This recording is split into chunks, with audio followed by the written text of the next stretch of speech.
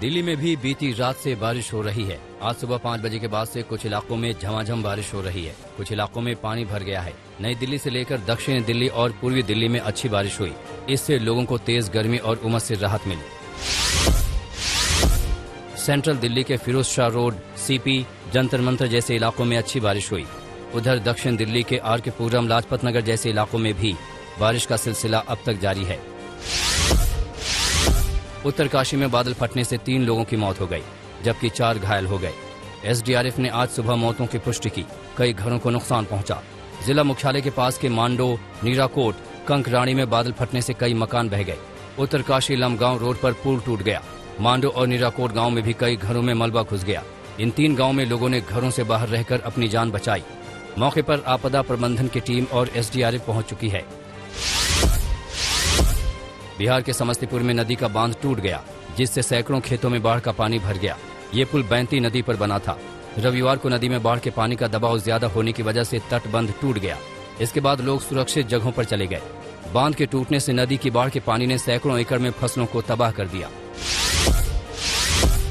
सूरत समेत दक्षिण गुजरात में भी जोरदार बारिश हुई। सूरत की सड़कों और रिहायशी इलाकों में पानी भर गया। सूरत में महज 2 घंटे के भीतर 4 इंच बरसात दर्ज की गई। सूरत शहर के अलावा सूरत ग्रामीण में भी जोरदार बारिश हुई। कई जगह तेज बारिश के साथ चली तेज हवाओं के चलते पेड़ और बिजली के खंभे भी गिर गए।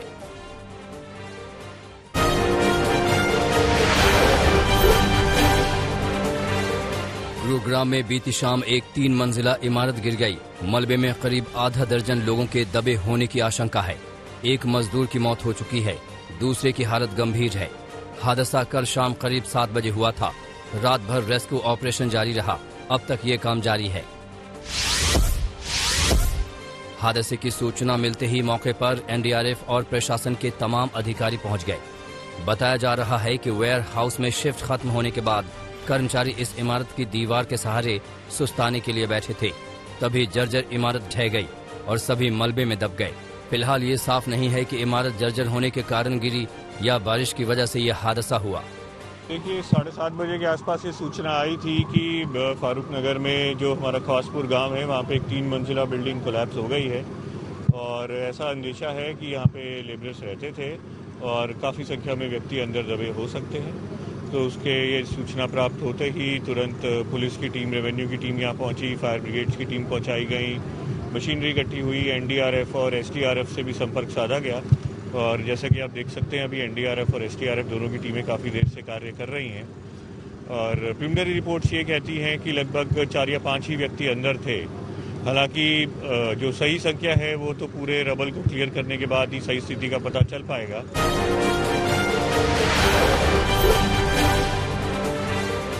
मुंबई में बारिश और लैंडस्लाइड ने जबरदस्त तबाही मचाई।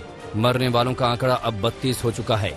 सिर्फ चैम्बूर के हादसे में 19 की मौत हो चुकी है, जहां पहाड़ का मलबा गिरा था। कुल 5 हादसे हुए हैं। शनिवार रात 11 बजे बारिश हुई थी और पूरे रविवार जारी रही। भांडुप में 1, विक्रोली में 10, अंधेरी वेस्ट में 1 और कांदिवली ईस्ट में 1 की मौत हो गई। चैम्बूर में रेस्क्यू ऑपरेशन पूरा हो चुका है। कुल 19 मौतों की खबर है। आज भी मुंबई में भारी बारिश का अलर्ट जारी किया गया है। इसको लेकर टीमें सक्रिय हैं। एहतियात बरती जा रही है। कुछ इलाकों में भारी बारिश हो सकती है।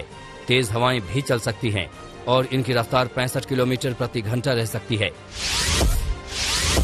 मुंबई के कई इलाकों में बारिश हो रही है। साइन से कुर्ला और हिंद माता तक बीती रात अच्छी बारिश हुई। कई जगह पानी भर गया। अब तक बारिश का दौर जारी है।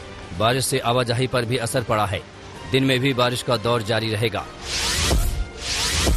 मुंबई में बारिश से हालात बिगड़े हैं। रविवार को ही 3 घंटे की बरसात ने मुंबई की सूरत बिगाड़ दी। कहीं पानी में कार तैरने लगी तो कहीं बाइकें बहने लगी। कहीं घर में पानी घुस गया तो कहीं सड़कें तालाब हो गईं। कहीं बस अड्डे टापू हो गए तो कहीं पटरियां पानी में डूब गईं। अंडरपासों में पानी भर गया। निचले इलाके पूरी तरह डूब गए। कई घरों में पानी घुस गया। मानसून में 3-4 बार तो मुंबई लबालब हो ही जाती है। इस बार भी ये सिलसिला शुरू हो गया है।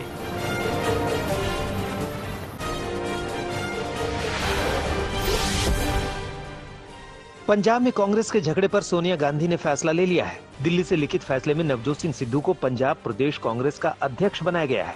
कांग्रेस हाईकमान ने सिद्धू पर अपनी मुहर लगा दी है। शेरी के समर्थक सोनिया के फैसले के बाद ढोल नगाड़ों के साथ जश्न मनाते रहे। पटियाला से अमृतसर तक कांग्रेस आला कमान ने पंजाब सियासत में बड़ी साफ लकीर खींच दी है।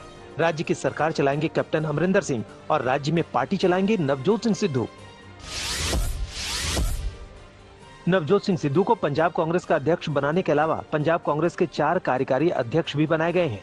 कुलजीत नागरा, पवन गोयल, सुखविंदर सिंह डैनी और संगत सिंह गिल्लिया को कार्यकारी अध्यक्ष नियुक्त किया गया है।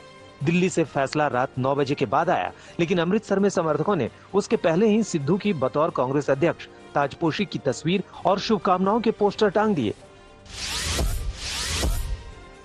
यूपी में विधानसभा चुनावों के मद्देनजर राष्ट्रीय स्वयंसेवक संघ और बीजेपी के शीर्ष नेतृत्व के बीच अहम बैठक हुई। बैठक में सीएम योगी आदित्यनाथ भी मौजूद रहे।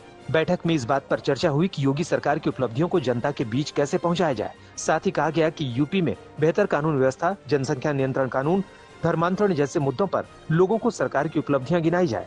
साथ ही गांव के स्तर पर संगठन को और मजबूत करने पर भी चर्चा हुई। यूपी में विधानसभा चुनाव की तैयारियों के बीच कांग्रेस महासचिव प्रियंका गांधी ने बड़ा बयान दिया है। प्रियंका गांधी ने कहा कि यूपी में कांग्रेस के किसी पार्टी के गठबंधन से इनकार नहीं किया जा सकता है। आगे की परिस्थितियों के हिसाब से गठबंधन पर फैसला लिया जाएगा। प्रियंका गांधी ने कहा कि हम ऐसा कुछ भी नहीं करेंगे जिससे हमारे संगठन और पार्टी हित को चोट पहुंचे। पिछली बार कांग्रेस ने समाजवादी पार्टी के साथ मिलकर विधानसभा चुनाव लड़ा था। बीएसपी अध्यक्ष मायावती ने यूपी में ब्राह्मण वोटरों को लुभाने के लिए बड़ा दांव चला है। 23 जुलाई से बीएसपी यूपी में ब्राह्मण सम्मेलन की शुरुआत करने जा रही है। सतीश चंद्र मिश्रा अयोध्या से बीएसपी के इस अभियान की शुरुआत करेंगे। मायावती ने कहा कि ब्राह्मण समाज ने बहकावे में आकर बीजेपी को वोट दिया। बीजेपी के राज में ब्राह्मणों का शोषण हुआ। ऐसे में ब्राह्मण समाज इस बार बीजेपी के बहकावे में नहीं आएगा। महाराष्ट्र के पूर्व गृह मंत्री अनिल देशमुख की मुश्किल बढ़ती जा रही है। ईडी की टीम ने कल अनिल देशमुख के पुश्तैनी मकान के साथ 2 और ठिकानों पर छापेमारी की और दस्तावेज खंगाले। बीते दिनों अनिल देशमुख ने सुप्रीम कोर्ट में याचिका दायर कर ईडी की कार्रवाई पर रोक लगाने की मांग की थी, लेकिन शीर्ष अदालत से उन्हें राहत नहीं मिली थी।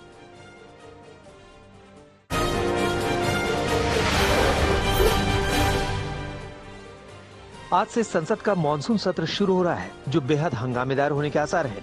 विपक्ष ने कोरोना की दूसरी लहर की त्रासदी, महंगाई, पेट्रोल डीजल की कीमत और कृषि कानून जैसे मुद्दों पर सरकार को घेरने की तैयारी की है।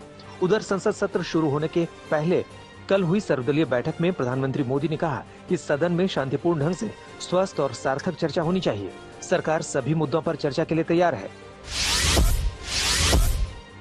संसद सत्र के दौरान किसान का आंदोलन तेज होने के आसार हैं। किसान संगठन जंतर मंतर या संसद के पास किसान संसद लगाने पर अड़े हुए हैं। कल दिल्ली पुलिस के अधिकारियों ने किसान नेताओं से मुलाकात की थी और गाइडलाइंस का हवाला देकर किसान नेताओं से संसद के पास प्रदर्शन न करने की अपील की थी। हालांकि किसान संगठनों ने दिल्ली पुलिस की अपील स्वीकार नहीं की। उत्तराखंड और उत्तर प्रदेश के बाद दिल्ली में भी कांवड़ यात्रा पर रोक लगा दी गई है। कोरोना के खतरे को देखते हुए सरकार ने कांवड़ यात्रा की इजाजत न देने का फैसला किया है। दिल्ली सरकार की ओर से जारी आदेश में कहा गया है कि 25 जुलाई से शुरू होने वाली कांवड़ यात्रा से जुड़े किसी भी जश्न या जुलूस की अनुमति नहीं होगी। उत्तर प्रदेश में एंट्री के लिए अब कोविड की नेगेटिव रिपोर्ट का होना जरूरी होगा। यह आदेश उन राज्यों से आने वाले लोगों पर लागू होगा जहां पॉजिटिविटी रेट 3% से ज्यादा है। यूपी सरकार की ओर से जारी आदेश में यह भी कहा गया है कि कोविड की रिपोर्ट 4 दिन से ज्यादा पुरानी नहीं होनी चाहिए। किसी भी साधन से यूपी आने वाले लोगों पर यह नियम लागू होगा।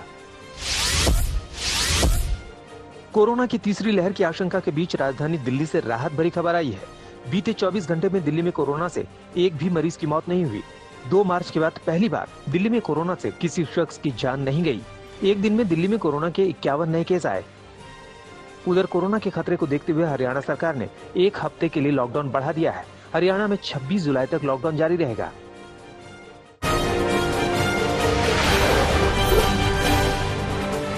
भारत ने श्रीलंका को 7 विकेट से हरा दिया। शिखर धवन के नेतृत्व वाली टीम इंडिया ने शानदार प्रदर्शन किया।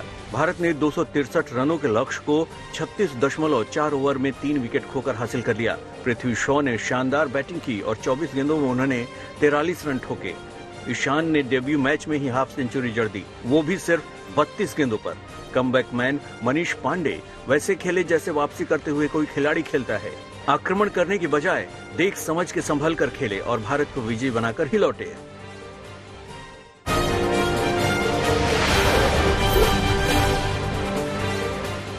अमृतसर के एक निजी होटल में महिला का शव मिलने से सनसनी मच गई। मामला बस अड्डे के पास के एक होटल का है। जानकारी के मुताबिक महिला ने एक शख्स के साथ होटल में 2 कमरे किराए पर लिए थे। सुबह महिला का साथी चेकआउट कर गया था। महिला जब देर तक बाहर नहीं आई तो होटल स्टाफ ने कमरे में जाकर महिला को देखा। वहाँ महिला का शव मिला। पुलिस जांच कर रही है कि महिला ने खुदकुशी की या महिला की हत्या की गई। लड़की जी बॉडी डेड बॉडी मिली है। जो असं इतने आए हैं डेड बॉडी जो कोई जरा तो निशान नहीं है। ਅਸੀਂ ਇਨਵੈਸਟੀਗੇਸ਼ਨ ਕਰ ਰਹੇ ਹਾਂ ਇਹਨਾਂ ਕੋ ਹੋਟਲ ਵਾਲਿਆਂ ਕੋ ਕੌਣ ਕੌਣ ਠਹਿਰੇ ਸੀ, ਕੀ ਇਹਨਾਂ ਕੋ ਸ਼ਨਾਖਤੀ ਕਾਰਡ ਨੇ, ਕੀ ਇਹਨਾਂ ਨੇ ਆਪਣੀ ਆਈਡੈਂਟੀਫਿਕੇਸ਼ਨ ਦਿੱਤੀ ਹੈ, ਉਹ ਸਾਰੀ ਇਹਦੇ ਨਾਲ ਕਿੰਨੇ ਬੰਦੇ ਸੀ, ਸਾਰੇ ਇਨਵੈਸਟੀਗੇਸ਼ਨ ਕਰ ਰਹੇ हैं। हरियाणा के पलवल में एक महिला ने अपने देवर पर रेप का आरोप लगाया है। मामला सदर थाना क्षेत्र का है। आरोपों के मुताबिक 3 साल पहले देवर ने महिला के साथ रेप किया था। उसका वीडियो बना लिया था। उसके बाद वीडियो को सार्वजनिक कर देने की धमकी देकर आरोपी 3 साल से महिला के साथ रेप कर रहा था। पुलिस ने महिला की शिकायत दर्ज कर ली है और आगे की जांच कर रही है। बिहार के दरभंगा में एक शख्स की चाकू से गोदकर हत्या कर दी गई। मामला बहादुरपुर थाना इलाके के दिलावरपुरम का है। जानकारी के मुताबिक युवक जूते के शोरूम में काम करता था और रात 10 बजे काम से लौट रहा था। आशंका है कि लूटपाट के इरादे से बदमाशों ने युवक की हत्या की। पुलिस ने मामला दर्ज कर लिया है और आरोपियों की तलाश में जुट गई है। इधर से यहाँ से चिल्लाते हुए वो आ रहे थे तो हम लोग रोटी पका रही थी, यहाँ पे खाना बना रहे थे तो हमको आवाज सुनाई दी। तो हम गौर किए कि आवाज किसका आ रहा है। निकले बाहर तो देख रहे हैं दोनों हाथ से ऐसे छाती पकड़े हुए हैं, ऐसे छटपटा रहे, बोले बचाओ हो। बस इतना ही, बस जाकर के इतना दूर के कोई नहीं, एको आदमी नहीं, क्या हो गया तो मार देलक हमरा। पश्चिम बंगाल के दुर्गापुर में एक भाई ने अपनी बहन की ईंट से कुचलकर हत्या कर दी। मामला न्यू टाउनशिप थाना क्षेत्र के स्टील पार्क का है। जानकारी के मुताबिक बहन और भाई के बीच संपत्ति को लेकर विवाद चल रहा था। इसी विवाद के चक्कर में महिला की हत्या की गई। पुलिस ने आरोपी भाई को गिरफ्तार कर लिया है। गुजरात के पाटन कच्छ मार्ग पर तेल से भरा टैंकर पलट गया। जैसे ही टैंकर पलटा, तेल लूटने वालों की भीड़ लग गई। तस्वीरों में आप देख सकते हैं कि कैसे अनियंत्रित होकर टैंकर पलटा और फिर लोगों की भीड़ लग गई तेल लूटने के लिए। जिसे जो भी बर्तन मिला वो तेल लूटने के लिए लेकर पहुंच गया।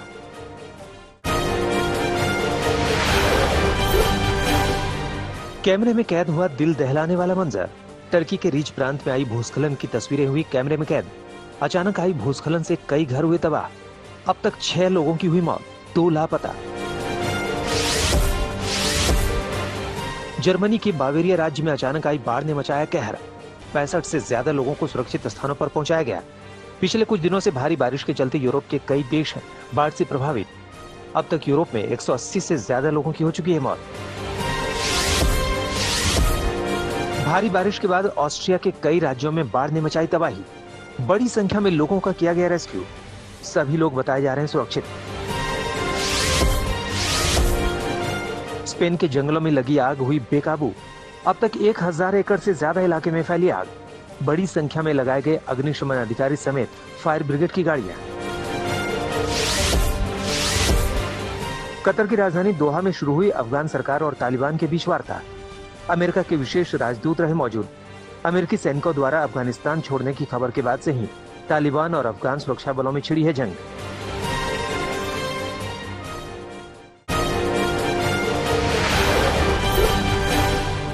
ब्रिटेन के स्वास्थ्य मंत्री के कोरोना संक्रमित होने की खबर के बाद पीएम बोरिस जॉनसन ने खुद को किया आइसोलेट। 10 दिनों तक आइसोलेट रहेंगे बोरिस जॉनसन। 1 लाख से ज्यादा क्यूबन लोगों ने क्यूबा की राजधानी हवाना में अमेरिकी सरकार के खिलाफ किया प्रदर्शन। प्रदर्शनकारियों ने अमेरिकी सरकार पर लगाए क्यूबा के आंतरिक मामलों में दखल देने का आरोप। थाईलैंड की सरकार के खिलाफ एक बार फिर राजधानी बैंकॉक में हुआ प्रदर्शन। प्रदर्शनकारियों ने थाईलैंड के प्रधानमंत्री का मांगा इस्तीफा। पिछले कई महीनों से थाईलैंड के संविधान और राजशाही में बदलाव की मांग कर रहे हैं लोग। अमेरिकी राजधानी वॉशिंगटन डीसी के एक बेसबॉल मैच के दौरान हुई गोलीबारी में 3 लोग जख्मी। गोलीबारी की घटना के बाद मैच को किया गया रद्द। पुलिस लगा रही गोली चलाने वाले का पता। दुनिया में 41 लाख से अधिक लोगों की कोरोना से गई जान। महामारी से संक्रमितों का आंकड़ा पहुंचा 19 करोड़ 9 लाख के पार। अब तक 17 करोड़ से भी अधिक लोगों ने वायरस को दी मात।